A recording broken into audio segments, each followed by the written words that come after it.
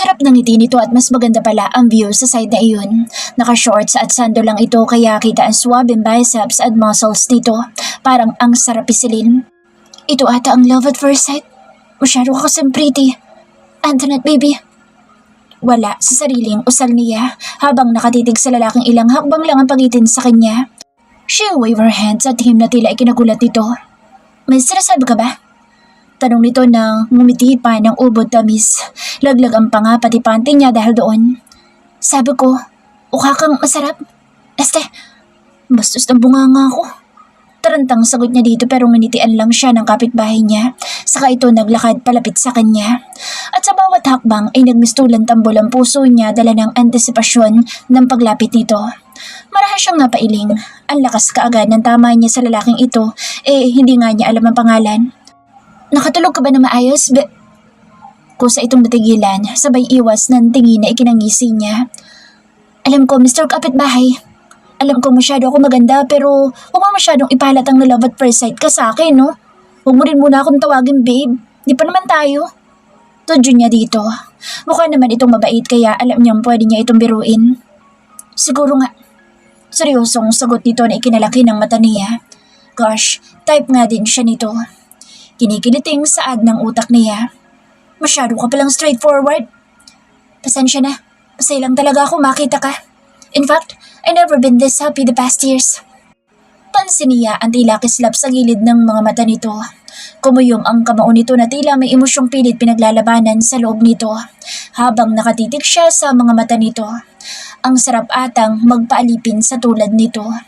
Muli itong umiti ng ubod tamis na ikinahinto na ng tuluyan ng takbo ng utak niya. Kunti pang pagpapakit nito pati puso niya itatakasan na rin siya. Ang lakas kasi ng pintig noon. Gusto mong sabay din tayo mag-dinner? Alok nitong hindi inaalis ang titig sa mukha niya. Sige. Nanatiling sagot niya sabay tango. She was so excited and she, too, had never felt so happy before she met Mr. Stranger. Bahala na kung saan makarating ito. Naisip niya upang tuluyang iwaksi ang alalahanin sa utak niya. Bigla tuloy niyang nahiling na sana ito na lang ang lalaking dapat niyang pakasalan. Muli silang bumalik sa resto bar. Masarap kasi ang pagkain doon at may live band pa at ang ganda ng boses ng singer. Pagkatapos kumain at umorder sila ng alak. Antoinette didn't care kung malasing man siya kasama ang estrangherong lalaki dahil sigurado na siya dito niya iaali ang bandera ng silangan niya. Ang isiping iyo'y nagpainit ng gusto ng mukha niya. Lasing ka na, namumula na ang mukha mo. May bahid pag-aalala ang tinig nito. O diba, caring din siya, kaya siya ang perfect para sa future. 5 bottles ang capacity ko, so I'm still fine. Kinumpas pa niya ang kamay niya sa ere pero ang totoo ay medyo nahihilo na siya. Tama na to, ayoko malasing ng husto. Saad nito na gusto sana niyang kontrahin pero nagaya na itong umalis sila kaya napatango na lang siya. Baka isipin pa nitong lasinggera ang beauty niya. Naglakad-lakad sila patungo sa dalampasigan. Ay mister, mayos ka nga. Mayos kang maglakad. Sata niya dito. Paano'y nagsisigsag na ata ang hakbang nito pero lumingon lang ito at ngumiti. Matamis na ngiting nagpatalo ng puso niya. Grabe, 3 bote lang ng beer. Nalasing ka na? Mag-ingat ka, baka ma-rape kita. Daldal mo. Anito saka naupo sa buhangin. Nakagaya din siya dito. Hindi naman sila ganun ka-close kaya may isang ruler din ang pagitan nila. Tansya lang naman niya iyon. Nahilo lang ako pero hindi ako lasing, okay? Hindi kasi ako kasing lakas mong uminom. Ah, good boy ka pala. Good boy. Bata ba ang tingin mo sa akin? Kaya ko nang gumawa ng bata. Natawa siya sa kadaldala nito. Mukhang madaldal itong malasing. Masaya lang ako. Maya-may sabi nito. At least, hindi ako mag-isa ngayon. Magsasalita sana siya nang may umagaw sa atensyon niya. Oh, may shooting star. Excited na saad ni Antoinette sabay turo ng bagay na mabilis tinaglaho. She was about to clasp her hand nang tumawa ang lalaking katabi niya. Huwag mo naman sabing mag-wish ka pa. Hindi totoong tumutupad ng wish ang mga shooting star. Mga bato lang sila sa kalawakan na naligaw sa earth. Ngising asong saad nito. Kainis to, panira. Basta mag-wish pa rin ako. Giit niya sa kaaktong pipikit.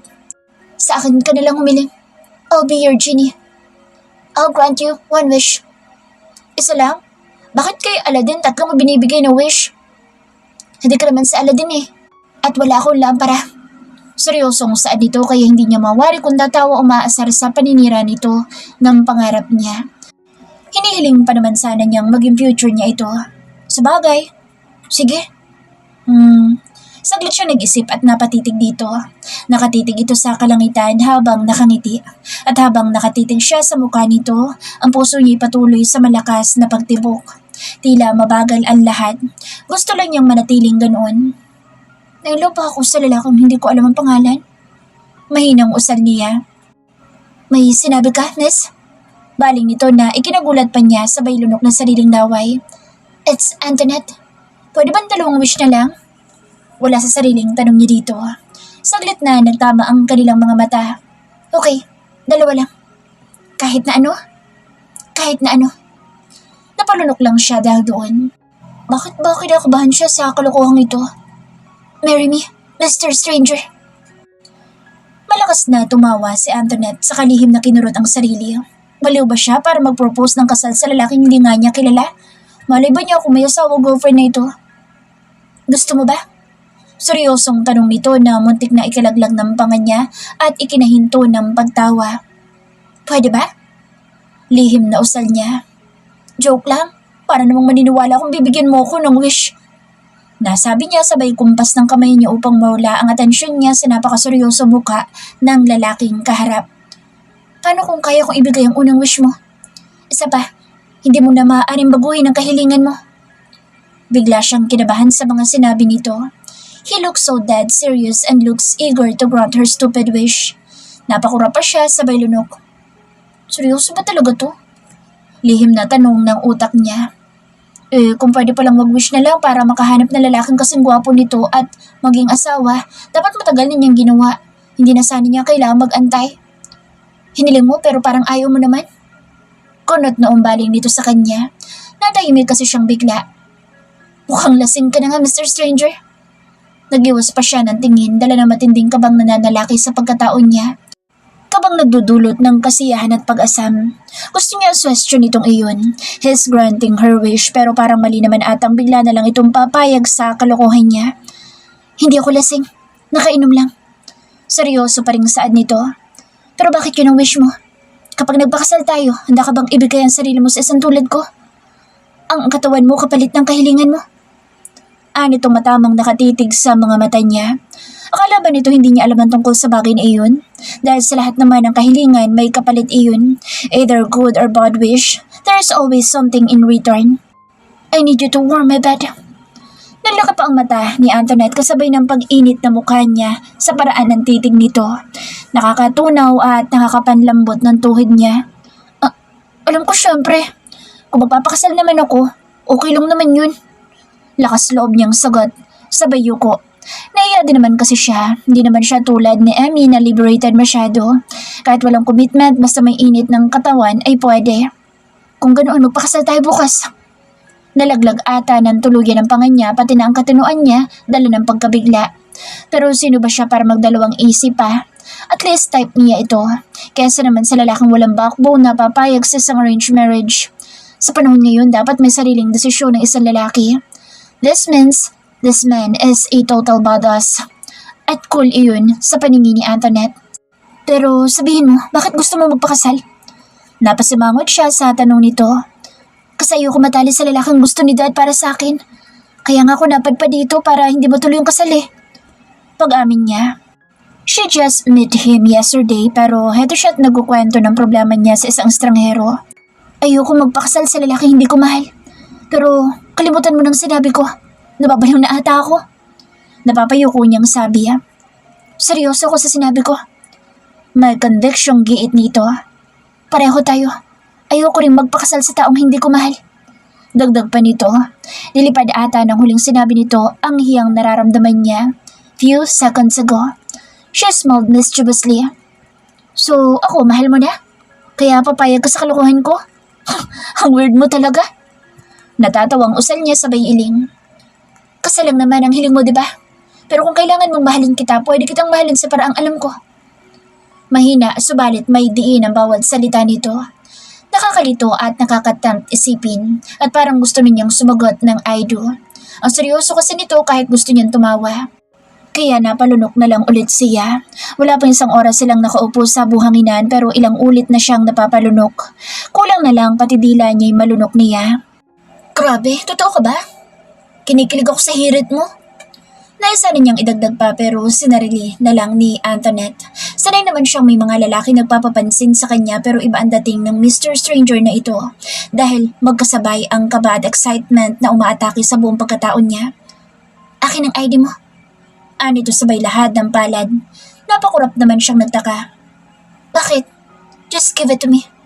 Giit nito kaya kinuha niya ang wallet niya. Saka inabot ang student driver license.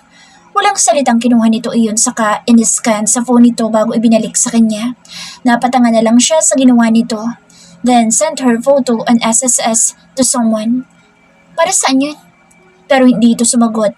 Ngumiti lang ito saka ito humiga sa buhanginan. Salamat at bumalik ka. Dinig niyang usal nito kaya napalingon siya sa nakahigang lalaki. Nakapikit na ito at panatag ang paghinga. Lasing ka lang kaya kung ano-anong pinagsasabi mo. Pero in fairness, wala sa sariling usal niya sa katahimik na pinagmasdan ng lalaki. Kahit tulog, kwapo ka pa rin. Kinabukasan, nagising si Antoinette sa mahinang katok mula sa labas ng pinto. Napatingin siya sa oras ng phone niya. 9:00 na pala. Aktong babangon siya nang napangiwi siya dala ng sakit ng braso niya. Paano kasi nahirapan siyang alalayan ng kapitbahay niyang madala sa cottage nito. Akalain ba naman niyang tulog mantika ito? Hindi niya magawang gisingin. Buti na lang nakita siya ni Rambo kaya pinagtulungan nilang madala ito sa cottage. Kaya hayun ang sakit ng katawan niya. Ang laking tao pa naman. Hindi na sana niya papansinin ang katok pero persistent masyado ang panauhin niya. Sandali lang! Inaantok na sagot na lang niya. Hindi na niya inabalang ayusin ang magulong buhok niya saka nagtungo na sa pinto. Handa na siyang singhalan ang abala sa pagtulog niya. Sino bang... Nabitin sa ereng sasabihin ni Antoinette nang buksan niya ang pinto. Muntik nang lumuwa ang mata niya dahil sa napakagwapong lalaki nasa harap. Saglit na tinakasan siya ng utak niya at na-freeze pa ata ang vocal muscles niya.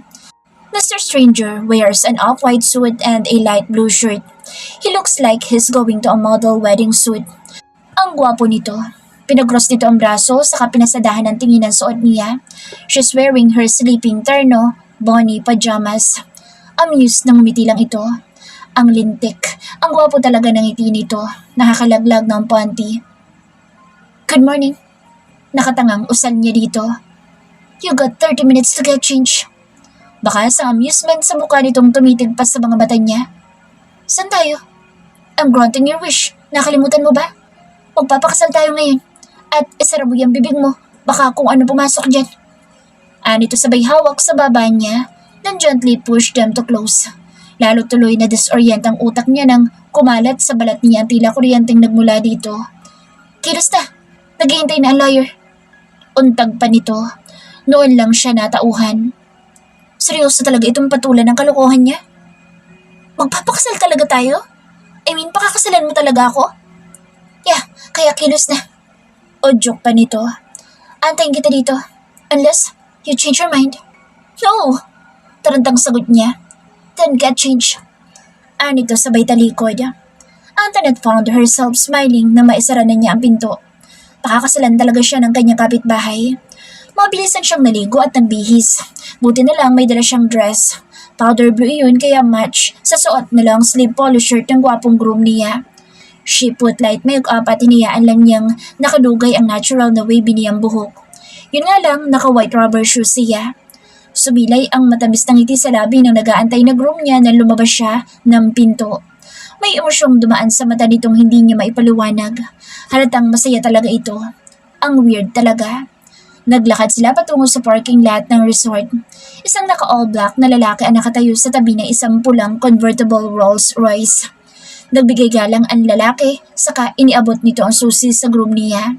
Then, the man walked towards the black Cadillac na katabi ng kotse niya. Who exactly are you, mister? Di pa rin makapaniwalang tanong niya nang ipagbukas pa siya nito ng pinto ng kotse. He had a luxury car at ang suit nito'y halatang mamahalin. Your soon-to-be husband. Pabulong na sagot nito kaya napaupo na lang siya bago pa tumiklop ang tuhod niya. Luxury cars ang kotse nito na kahit ang ama niya ay ayaw bumili dahil ayaw dito'y luho lang daw ang mamahaling sasakyan. Alam mo bang pangarap ko magkaroon ng ganitong kotse? Pero ayaw ni Dad kasi sayang lang daw ang pera. Amazed na turan niya nang makasakay na rin ito. I'll give you one if you want. No thanks. Bawal ako mag-drive. Sa kaibigan ko nga lang, yung kotseng dala ko. Nakasimangot na saad niya. Patapos niyang maibangga ang kotse niya noon, halos isang buwan na cast ang paa niya at hindi na siya binila ng kotse ng ama niya kahit anong pagmamakaawa niya. Bakit naman? Tanong nito habang abala ang kamay nito sa manibela. Siya man ay ina-enjoy ang hangin na malayang isinasayaw ang buhok niya. Just, I'm not a good driver. Sagot na lang niya dito. Di tuturuan kitang maging mahusay na driver. Magaling ako magturo. Alok pa nito sa Dad kaya kinilig na naman siya. 30 minutes later ay nakarating sila sa isang 3 palapag na gusali. Naitaas na dito ang hood ng kotse saka sila magkasabay na bumaba ng sakyan. Pagpasok pa lang nila ay binati na sila ng security guard na naroroon na siyang nagbukas ng pinto. Sa isang law firm sila pumasok. The Real Law Firm ang nakalagay sa malaking glass wall. May isang babaeng sumalubong sa kanila saka sila ay giniyang papasok ng isang malaking pinto. May kausap lang sa Attorney Real. Sir, magantay muna kayo dito. Ani ng babaeng saglit lang siyang sinulyapan. It's fine. Napaaga naman kami. Formal na sagot dito sa babaeng halatang kinikilig kaya napaismid siya. May idea ba ang babaeng ito kung bakit sila nandoon? Naglalandi pa siya. Aware naman siya sa lawyer marriage kasi may kakilala siyang nagpakasal sa abogado. Muli siyang binalingan ng babae. Sir, baka kailangan niyo ng singsing. May jiboro siya po sa second floor. Biglang swestyon ng babae kaya napangisi na lang siya. Magpo-promote lang pala, akala niya nagpapakyut. Hindi na kailangan. Tipid na sagot ng room niya na ikinasimangot niya. Mas masaya sana kung may singsing pero wala na siyang sinabi. Maya-maya pa'y lumabas ang isang mukhang masungit na babae at lalaking nakabarong na dala ang mga itim na black case. Wala kang kwenta. Ang laki ng settlement money ng mga hampas lupang yun. Gigil na usal ng babae. May araw din sa akin ang abogadong yan. Litanya pa rin ito bago tuluyang nakalabas. Ilang sandali lang ay lumabas na rin ang 4 na mga lalaki sa nakasarang opisina na may maluwag na ngiti sa muka. Maraming salamat, attorney. Paano na lang kung wala kayo? Naiiyak na sabi ng isang mas matanda. Mukhang mga magsasaka ang mga ito. Tumangulang ang gwapong abogado bago bumaling sa katabi niya. Then he smiled. Labas ang 2 dimples. Ang cute mo ni attorney. Hindi mapigilang usal niya kaya napatitig sa kanyang abogado na halatang nagulat. Tingin niya ay kaedad lang ito ni Mr. Stranger. Teka, ikakasal na lang sila hindi pa niya alam ang pangalan nito. Tara sa loob. Aya ni attorney. Seryoso ka palang mag-aasawa ka na? Simula nito nang makapasok na sila sa opisina nito. Maayos ang silid at may 4 na malaking steel drawer. May mga nakasalansang ding mga napakarami mga papeles. So, ikaw sa Antoinette? Baling dito sa kanya. Sigurado ka bang 20 ka na? Naniniguradong usisa nito. Babyface kasi talaga siya. May idea ko. I know. Anito sa kabinuksan ng folder na inilabas nito. Let's cut the chase already. May pagmamadaling saad ni Mr. Stranger. Are you really sure about this, bro? Seryosong tanong nito sa room niya. Binalingan siya ni Attorney Dixon Real. Yun ang name na nakasulat sa plate sa ibabaw ng mesa nito. Oo. Isang matamis na ngita ang sumilay sa labi ng future asawa niya. His eyes were sparkling with joy, kaya kinilig naman siya ng husto. Pero sa attorney parang hindi man lang kumbinsidong nakatitig dito. Saglit na nagkatitigan ang dalawa bago sumusukong tumango na lang sa attorney. At least, you have a ring for her? Ani ni attorney. Of course. Takang napatitig siya sa isang maliit na kahetang inilabas nito mula sa bulsa nito. Excited naman siyang napatitig doon. Hindi siya makapaniwalang nakapag-prepare din ito ng singsing. At nang buksan iyon ng soon-to-be asawa niya, isang gold band ring na may nakapalibot na maliliit na jade at sa pinakatuktok ay isang maliit na diamante. Eros, you're not being serious, are you? Kinagulat yung napatayo sa attorney nang makita ang singsing. So, Eros ang pangalan ng kanyang Mr. Stranger. How angelic. Excited na mahinang usal ni Antoinette, ignoring the word look sa mukha ni attorney. Ewan kung anong pinag-aalala nito samantalang siya'y chill lang naman. Antoinette, are you sure about this? Baling ni attorney sa kanya na ikinagitla niya. Paano nakatuon ang atensyon niya sa gwapong lalaking kaharap at nakatitig din ito sa kanya kaya kilig na kilig siya. She'd never been in a relationship with a man pero marami naman siyang naging crush at mga manliligaw kaya alam niyang attracted siya sa magiging asawa niya. Kaya nga pumayag kaagad siya sa kasalan na gusto nito. Well, it was her wish pero kung hindi naman ito sineryoso iyon, hindi naman mangyayari ang kasalan nila ngayon. Actually, the idea of marriage come from me, attorney. Nag-init ang mukhang pag-amin niya dito na ikinaupo naman ni attorney na halatang disappointed. Ano bang problema niya? Naitanong niya sa sarili. Antoinette, marriage is not a joke, okay? May concern na saad nito. Alam namin yun. Teka, ikaw ba ang tatay niya? Nalalakong ngiti ang sumilay sa labi ni Eros. Eros, alam mong hindi ito ang solusyon. Think about it. She's not... Anong she's not? Bakit attorney, pangit ba ako para isipin mong hindi ko may bagay na magiging asawa ko? Singit niya dito na ikinagulat ni attorney sa kabinalingan si Eros. Baliw na kayong dalawa. Lalo ka na. May diin ang bawat salita nito kay Eros sabay duro dito. Kabaliwan man ito pero ito ang gusto ko. Makahulugang saad ni Eros na ikinatitig niya dito. Kulang na lang tumalo ng puso niya nang matamis itong miti sa kanya. At ikaw? Agaw pansin ni attorney sa kanya. Bumuka ang bibig nito na may tira na isabihin pero umiling lang ito kaya bigla tuloy siyang na-curious. Ikakasal mo ba kami, attorney, o lilipat na lang kami? Kailangan ko na mag-asawa bago pa ako mahanap ng dad ko para ipakasal sa iba. So please. Nagpakyut pa siya dito. Nasapo ni attorney ang noon nito na tila sumakit iyon. You heard me, bride. Ungot ni Eros. Pirmahan niyo na ito at lumayas na kayong dalawa sa harap ko. Pikang saad nito. Anong klaseng abogado ka ba? Magpapakasal kami. Dapat may maganda kami lang seremonyas. Ani Eros dito sa kainabot ang dokumentong basta na lang inilapag ni attorney sa makintab na mesa. Bahala kayo. Sumusukong saad nito. Medyo weirdo ang kilos ni attorney Dixon pero hinayaan na lang niya. Hindi naman mahalaga ang opinyon nito sa kasal nila ni Eros. Walang kahit na anong seremonyas. Nagpirmahan lang sila sa kaisinuot ni Eros sa magandang singsing sa daliri niya. It fits her well na parang sinukat iyon. Saka sila umalis na sa law firm. Kumain sila sa labas, namasyal at nag-road trip. Curious lang ako. Kailan mo binili itong ring? Baling niya sa tahimik na asawa. Asawa? She smiled with a thought. Parang naiilang pa ring isiping may asawa na siya. Nandoon sila sa isang mataas na burol habang pinagmamasdan ng malawak na asul na dagat sa ibaba nila. Pinabili ko sa tauhan ko. Nautal na sagot dito sabay iwas ng tingin. Alam niya may hindi ito sinasabi pero hinayaan na lang niya. Nailang din naman siya. Hindi lang niya gustong ipahalata. Legit ba yung kasal? I mean, just smile. Sa totoo lang parang hindi pa rin siya makapaniwala ikinasal na nga siya. Baka masabunutan siya ni Emil kapag nakita sila nito. Ano ba sa tingin mo? He smiled. Nagniningning ang mga mata nito kaya lalo siyang na-starstruck sa lalaking katabi sa malaking bato. By now, baka naipal na iyon ang secretary ni Dixon. And I needed you to become my wife. The word you was emphasized in her brain. It's a win-win. I grant your wish at nasagot mo rin ang gusto ko. Makahulugang saad nito. Okay. Anya sa kainilahadang palad sa harap dito. Nice meeting you, my husband. I'm Antoinette. Nice meeting you too, my wife. I'm Eros. Muling subilay ang napakatamis ng ngiti sa labi nito, kaya napangiti din si Antoinette. The way Eros was looking at her, gusto niya isiping mahal na mahal siya nito. Hindi siya sigurado kung bakit pero pakiramdam niya yun ang nakikita niya sa mata nito. Eros was in love with her and he was calling her his wife at ang saya ng pakiramdam ni Antoinette.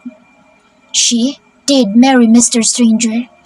Kinagabihan pagkatapos ng dinner nila, nakipag-disco sila sa beach party na ginaganap sa resort.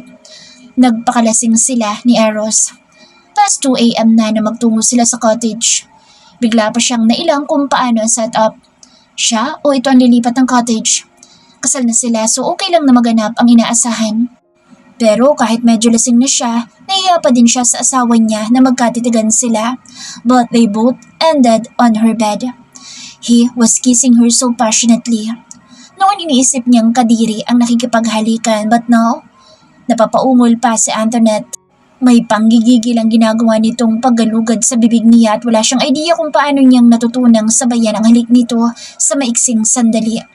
Tila ba bihasa din siya na nakikipaghalikan sa isang lalaki at ang sensasyong hatid ng bawat pagkagat at pagsipsip nito nagpapawala ng katinuan niya. Pinagdikit pa niya ang hita niya dala ng kakaibang kiliting hatid ng ginagawa ni Eros sa katawan niya. I miss you so much, sweetheart.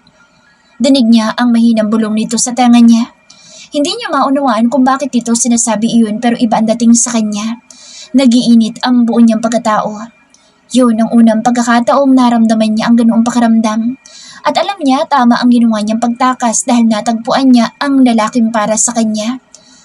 Napaangat ng likod si Antoinette nang pakawalan siya ni Eros saka ito tumayo. Bakas ang pagnanasa sa mata nito na pinapasadahan siya. Noon niya napagtantong tanging underwear na lang ang suot niya. Kailan ito nahubad ang dress niya at natigil ang pag-iisip ni Antoinette na magsimula na itong maghubad. Literal na napanganga siya. Nakita na niya ang six-pack abs nito pero ang tinatago nito sa ilalim ng pantalon nito, hindi pa siya nakakakita ng live.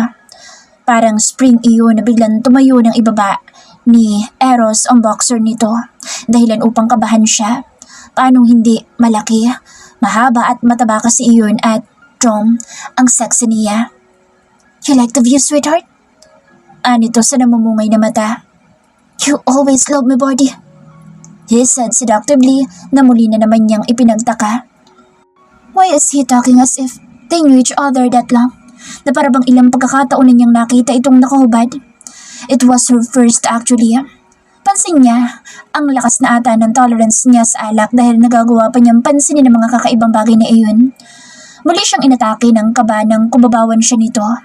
Ang init ng katawan ni Eros at parang apoy na dumadarang sa bawat himaymay ng pagkatao niya. I'll make you scream, my name, sweetheart. Excitement filled his eyes, samantalang kinakabahan naman siya ng husto, lalo na nang hawakan nito ang hita niya at ipinatong iyon sa balakang nito.